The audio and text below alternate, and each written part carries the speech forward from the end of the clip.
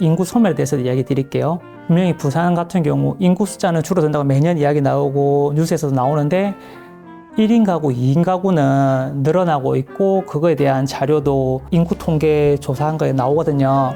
여기에 보면 지금 1인 가구가 늘고 있어요. 1인 가구, 2인 가구가 선호하는 곳은 교통이 좋은 곳, 그리고 생활권이 편리한 곳을 선호할 수밖에 없지 않습니까? 거기에 대해서는 수요가 계속 있을 수밖에 없죠. 그래서 좋은 곳은 매수해도 된다. 저는 솔직히 그렇게 생각해요. 네. 그러면 이젠 조금 더 직접적으로 현재 아파트를 그래서 사는 게 맞나요? 아니면 더 기다려야 하나요? 그것도 이제 입장에 따라 다 다를 수 있으니까 먼저 무주택자, 집이 없는 분의 입장에서 먼저 의견을 말씀해 주시면 좋을 것 같아요. 저는 자금과 능력이 된다면 지금이라도 사라고 이야기 드립니다. 나라 정부에서 뭐라고 하든 말든 세게 나갈 건데 가급적 본인이 감당 가능한 선에서 좋은 아파트를 매수하라고 이야기 드리고요. 그리고 청약을 기다리시는 분들 있지 않습니까? 지금까지 고점 통장이면 청약을 기다려도 된다고는 입장이거든요. 청약을 추천을 드리지만 부산이 분양가 상한제 적용 지역이 아니거든요. 서울 같은 경우는 분양가 상한제 적용 지역이다 보니까 청약 당첨됐을 때 일단은 시세 차익을 먹고 들어가요. 근데 부산 같은 경우는 살 수 있는 권리를 가져가는 거지 시세 차익은 지금 안 보이거든요. 꼭 청약이 의미가 있나? 다만 자금이 된다고 하면 저는 하루빨리 매수하는 게 더 낫다고 생각하는 편입니다. 아마 저희 회원분들 중에서는 대부분 그래도 무주택자보다는 아마 1주택을 가지고 계신 분들이 아마 대다수일 것 같아요. 근데 이제 내가 지금 살고 있는 아파트가 이거 좀 낡긴 낡았는데 좀 지금 저기 새 아파트로 이사하는 게 좋지 않을까 하고 제 주변에서도 이번에 이 청약한다 그래서 여기 관심 많아서 밥 먹을 때마다 얘기하는 원장님들이 꽤 많더라고요. 그래서 이런 1주택자가 갈아타려고 하는 경우에 대해서는 어떻게 하는 게 좋을까요? 솔직히 1주택자 갈아타기는 정답은 없습니다. 갈아타기를 고려하고 계시다고 하면 지금 이번 주말이라도 그 아파트 가격을 한번 체크해 보시길 바래요. 특히 알고 계시는 분이라면 내가 알고 있던 가격과 지금 가격이 좀 많이 벌어졌다는 걸 알 수 있고, 그리고 관심 있는 아파트라고 하면 내가 갈 수 있는지 없는지도 지금 알 수가 있거든요. 그러다 보니까 매수 의사가 있으시다면 좀 서두르기를 저는 추천드립니다. 하여튼 의견을 말하기 조심스러우시긴 할 텐데, 그렇죠? 네. 그 예전에 이제 보면 자산에 증식한다는 입장에서만 보면 신축으로만 좋은 타이밍에 이사만 탁탁탁 잘해도 최소한 어느 정도는 어느 정도 이제 부자가 돼 있다 이런 얘기도 예전에 많이 했었는데, 근데 문제는 이제 갈아타기를 제가 이제 하려고, 제가 이제 1주택자인데 이 집에서 10년을 넘게 살았어요. 이제 저기 신축으로 이제 갈아타기 해야지 가려고 봤더니 우리 집은 꼼짝도 가격이 안 했는데 저 집은 이미 너무 많이 올랐어. 이사를 가려고 했더니 이사도 못 가겠네, 갈아타기 못 하겠네, 이런 힘든 경우가 많잖아요. 그래서 이제 그럼 나는 이제 앞으로 어떻게 하는 게 좋을까? 어차피 내가 가지고 있는 집은 어차피 갈아타기를 하면 내가 다른 집은 이미 더 올라 있으니까 내가 집 한 채를 더 가지고 있으면 이 더 가지고 있는 집이 오르는 상승폭은 수익으로 되겠구나 라고 생각해서 전세를 끼고 산다거나 대출을 일으켜 산다거나 이렇게 해서 아파트를 더 매수하려는 경우도 많죠. 이런 다주택자의 포지션으로 투자를 하는 건 어떻게 생각하세요? 이게 지금 조금은 무서운 질문이거든요. 네. 결론만 이야기 드리면 다주택이 지금 쉽진 않습니다. 1주택만 소유하는 건 질문처럼 더 좋은 주택으로 갈아타기 할 때 대출을 더 일으켜야 되든 그 대출 금액이 계속 똑같이 가기 때문에 부담스럽거든요. 그래서 적어도 2주택은 되어야 두 개의 차익을 합해가지고 그 갈아타기 할 때 부담이 덜하긴 한데, 근데 가능하신 분은 저는 2주택을 해도 괜찮다, 하셔도 된다고 이야기 드리거든요.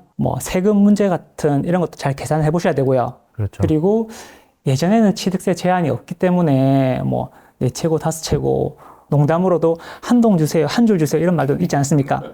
근데 이제는 그게 안 되거든요. 비조정 지역에서는 취득세가 3채부터 8%, 4채부터 12% 올라가고요. 어느 정도 올라가지고 팔더라도 지금 매매 가격에 세금 낼 거 내고 하면 큰 시세 차익이 별로 없거든요. 조정 지역부터긴 하지만 양도소득세 중과 유예가 내년 5월 9일까지예요. 그래가지고 아까 제가 얘기했다시피 좋은 지역을 사라고 하는데 그 지역이 조정 지역에 딱 걸리게 되면 양도소득세 지금 중과를 맞게 됐을 경우 손해가 보는 상황도 생기거든요. 그래서 이게 지금 쉽진 않습니다. 그래서 거의 2주택이 지금 최선이고요. 그리고 2주택이 최선이다 보니까 일시적 2주택 비과세를 잘 운영해가지고 자산을 조금씩 불리는 방법이 유일한 방법입니다. 맞아요. 일시적 2주택을 잘 활용하면 네, 이게 그나마 자산을 빨리 불릴 수 있는 방법이 아닌가 싶긴 합니다. 그래서 이미 2주택을 보유한 다주택자인 분들도 분명히 많이 계실 거예요. 네. 이분들은 지금 어떻게 하는 게 좋을까요? 2주택을 소유하고 있다면 거의 케이스 바이 케이스거든요. 대충 한 3가지 정도로 나눠서 이야기 드렸을 때 양도가액 12억 이하에 대해서 비과세 조건을 충족했을 시 그 양도 차익을 세금을 안 매기는 거거든요. 가장 기본적으로 8억 이하의 주택을 한 2채 정도 가지고 계시다. 그러면서 세법을 어느 정도 좀 아셔가지고 일시적 2주택 비과세를 만드신 분이라고 하면 비과세로 한 채를 팔고 다시 상위 아파트로 계속 갈아타기 하시는 그런 방향으로 가시면 되고요. 비과세 기간이 지난 분들도 꽤 많거든요. 예전부터 오래 주택을 가지고 계시는 분들, 이런 분들 같은 경우 A주택, B주택에 대한 매수 시점과 그리고 취득 가액, 그리고 지금 매매 가격을 비교해가지고 세금을 줄일 수 있는 방향으로 지금 계산을 해야 됩니다. 그 세금 같은 경우는 세무대리인이나 세무사분 만나서 이야기하시면 되니까 세금을 줄여야지 그나마 그 다음으로 갈아타기 하든 뭐든 이런 식으로 차익이 나고요. 그리고 세 번째로 2주택이면서 지금 거주하고 있는 주택은 매매를 못 하신다고 하면 케이스 바이 케이스거든요. 말대로 개별성이 너무 강해서 그대로 구치맨을 통해서 연락이 오신다고 하면 제가 상담을 해드릴게요. 솔직히 그거 말고는 제가 여기 세 번째 케이스는 뭐라고 이야기 드리기 너무 애매합니다. 2주택 이상부터는 사실 어떤 물건을 가지고 있느냐에 따라 다르고 또 양도세를 내는지 안 내는지 그리고 또 현재 세입자가 있는지 그리고 또 그 세입자가 갱신권을 썼는지 거기에 따라서도 당장 매도를 하고 싶어도 매도를 못하는 상황도 있고 하니까 어쨌든 너무 뭔가 복잡해졌어요. 그죠? 정책이 너무 많이 쏟아져 나오면서 부동산을 하는 게 너무 복잡해졌어요. 확실히 요즘은 개인적으로 공부를 해서 뭔가 판단하다가는 미스하는 경우가 많기 때문에 꼭 세무적인 것도 마찬가지고 그런 부분에 대해서도 전문가랑 꼭 상담을 하고 결정을 하는 게 좋을 것 같습니다. 그러니까 그거를 바탕으로 매수를 하든 매도를 하든 이거를 좀 기본에 깔아놓고 판단하는 게 필요하지 않을까 싶어요. 부산에서 앞으로 유명한 지역을 좀 꼽아주시면 아파트를 기준으로 이야기 드린다면 지금 가격이 좋은 지역이 더 좋아질 거고요. 해운대구, 수용구, 동래구 같은 곳들은 지금도 계속해서 사람들이 모이고 있거든요. 그렇게 인구들이 모이다 보면 기반 시설하고 인프라가 계속 좋아질 수밖에 없기 때문에 지금 좋은 지역, 비싼 지역을 먼저 보라고 얘기 드리고요. 그리고 아파트를 떠나서 좋아질 지역을 생각한다고 하면 북항 재개발을 좀 관심 있게 보고 있고 그 다음에는 동부산이랑 가덕도 신공항 관심 있게 보고 있습니다. 해운대구에 진입을 하신 분이야 좋겠지만 해운대구로 진입을 하셔야 되는 분은 그쵸? 네. 건투를 빕니다. 근데 서울, 경기 쪽 부동산은 어쨌든 너무 오르고 있고 그러니까 지금 지방에 거주하는 분들은 상대적인 박탈감이 사실 좀 커요. 그래서 주변 원장님들을 보면 워낙 요즘 언론에서 공급 절벽이다. 서울은 계속 오르니까 지금 나라에서 저렇게까지 규제하는 거 아니냐 해서 서울이나 수도권 쪽으로 가서 아파트를 매수하려는 원장님들이 꽤 계셔요. 그리고 주변에 들리는 얘기도 그렇게 매수하고 했다는 분도 많이 있고. 그래서 서울, 경기 쪽은 요즘 어떻습니까? 관심이 계신 분들도 있을 테니까 비교해서 보면 어떤 차이가 있을까요? 제가 아파트 하나만 한 채만 가져야 되고 한 채만 사라고 하면 저는 서울을 생각하고 있거든요. 이거는 조금 더 투자의 대상으로 이야기를 드릴게요. 솔직히 사는 것도 중요하지만 파는 게 더 중요하거든요. 근데 팔 때 이 파는 물건을 받아줄 수 있는 수요, 그리고 그 수요가 가지고 있는 자금 여력이 지금 서울이랑 경기도권이 너무 높거든요. 그래서 저는 가능하면 서울을 하라고 얘기 드렸는데 이제는 힘듭니다. 힘들죠. 네. 10월 15일 그 부동산 대책으로 인해서 서울 전역과 경기도 12곳이 조정 지역 및 토지거래 허가 구역이 지정되었고요. 그러다 보니까 이제 실거주가 아니면 매매 자체가 안 됩니다. 그래가지고 15일 그 당일부터 20일까지 그 매수하려는 분들이 워낙 많아가지고 뭐 몇몇 지역에서는 밤 12시까지 지금 부동산들이 문 못 닫고 중개를 했고 소장님들 전화를 하면 전화 자체를 꺼놓거든요. 못 받는다고. 친한 서울 소장님 한 두세 분한테 제가 전화를 드려봤어요. 매매하시려는 분들은 이제 뭐 조정지역 걸렸으니까 굳이 뭐 가격을 내릴 필요가 있냐. 뭐 DSR 40%라고 해도 뭐 매수하려고 대기는 하고 있는데 토지 거래 허가가 걸렸으니 가격이 조금 다운되지 않냐. 좀 이런 식으로 문의는 좀 많다고. 조정은 없다. 아직까지는 뭐 조금 그냥 간망세고요.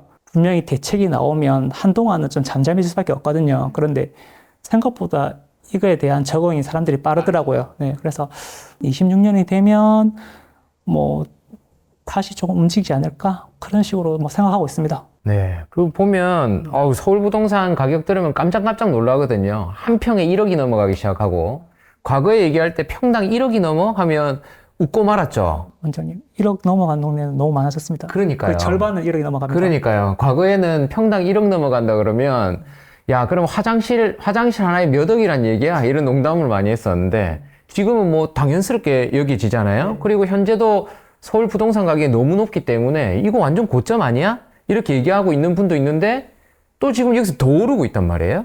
그럼 과연 이 끝은 어딘가에 대한 지금 이제 그런 불안감도 나오고 있는 상황이긴 한데, 토지 허가 거래 구역이라 그러면 이제 그런 구역은 그냥 사면 무조건 들어가 살아야 되는 거예요. 사는 사람, 앞으로 살 사람이 아니면 이거는 사지도 팔지도 못하게끔 하겠다는 거거든요. 그래서 서울은 이제 저희가 이제 살려고 해도 저희가 뭐 치가를 줬고 올라가서 살아야 되는 게 아니니까 실제로 살 수는 없는 상황이 됐고, 정부의 입장에서는 수요를 차단하면 상대적으로 가격이 떨어지지 않겠느냐라고 했는데 가격이 떨어지지 않고 있다. 라는 얘기고요. 부산만 아니더라도 다른 서울 지역에 대해서는 부동산을 한번 기회가 되면 매수를 해볼 수도 있겠다라는 쪽에 관심은 가져도 되겠다라는 정도에서는 한번 들어보시면 좋지 않을까 생각을 합니다. 개인의 자산 규모를 보면 부동산이 대부분이죠. 네, 그렇습니다. 뭐 보고를 보면 80% 이상 네. 뭐 이런 보고 많이 본 것 같은데 상당한 부분을 가지고 있기 때문에 그 관점이 다르면 너무 예민해질 수 있어요. 그래서 어쨌든 이런 예민한 주제에 대해서 이렇게 출연해 주시고 부동산이 오를 것 같다라고 어쨌든 개인적인 의견을 얘기해 주셔서 어쨌든 감사합니다. 근데 투자의 생각이 다 다를 수 있고 어쨌든 오늘 나눈 이야기는 어느 정도는 시황과 그리고 데이터 그리고 분위기 뭐 이런 걸 바탕으로 현장에서 느끼는 개인적인 의견이라 회원님들은 판단하시는 데만 참고하셨으면 좋을 것 같아요. 모든 투자의 책임은 개인에게 있음을 명백히 말씀드립니다. 네. 마지막으로 한 말씀 해주신다면요. 뭐 아파트가 꼭 투자의 대상은 아니고요.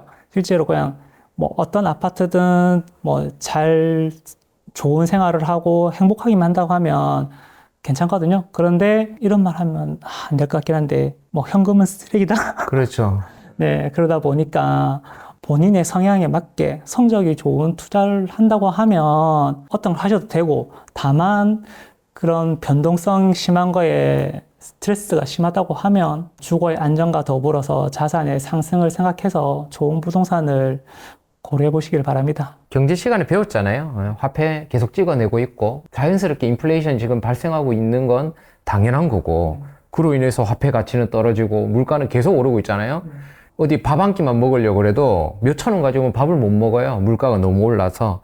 그래서 화폐만 그냥 현금만 가지고 있으면 계속 자산의 크기가 줄어들고 있는 거니까, 네. 주식이나 코인에 비해서는 부동산이 안정적이죠. 그나마 안정적이니까 그런 부분에 대해서도 너무 보수적으로 보시기보다는 조금 더 열린 마음으로 바라보는 자세도 의미는 있지 않을까라고 판단이 됩니다. 환자 보시느라 병원 운영하시느라 수고 많이 하셨습니다. 오늘 제가 유튜브에서 본 건데요.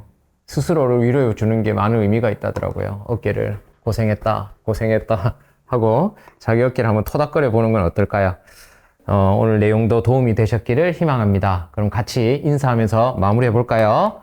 안녕.